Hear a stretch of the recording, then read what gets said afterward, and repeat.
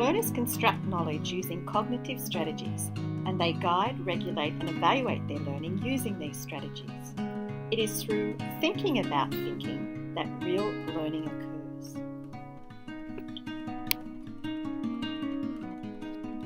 There are 3 elements of metacognition that we need to be aware of and that we need to help the students understand to become more confident and independent learners. The elements relate to the learner, the task, and the strategies needed to accomplish the learning. An example of that might be, I know that I have difficulty with word problems, so I will answer the computational problems first and save the word problems for last. I feel that through Year 8 I have matured as a learner because I have actually learnt how to organise my thoughts.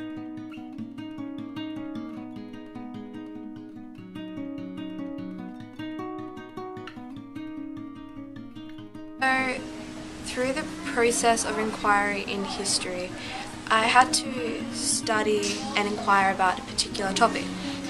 And to start it off, I needed to find out about the topic. I knew nothing about it, so you find out what happened. But then, instead of putting just main questions in before I study the topic, you just study the topic before you ask the questions.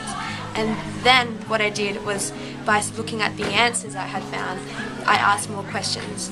So if I saw something particularly interesting that I thought, oh, that's interesting, I'd go further into it and I'd delve deeper. And then you just keep on going and researching, and questions will occur to you and you're starting to get a main idea. But the really important thing is that you know when to stop. You don't just keep on going on and on. These are the sorts of questions you might ask to encourage students and promote metacognition. What do you think about what was said? Are there any other similar answers you can think of with alternative routes? How might you convince us that your way is the best way? Why does that answer make sense to you? Is there any way to show exactly what you mean by that? Why assume this? How many possibilities can you think of and why? Which ideas make the most sense and why? Which problems feel familiar? Why?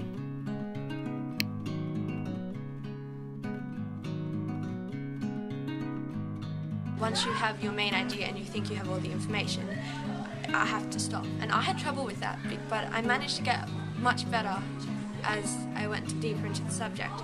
Towards the end, I had to summarize and just get rid of all the pointless information I'd gathered and just try to find the main points that proved what I was trying to say.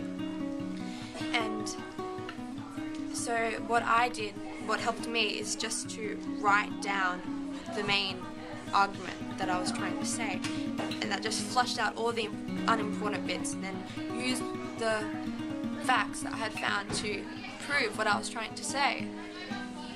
So it's just, summary is really important.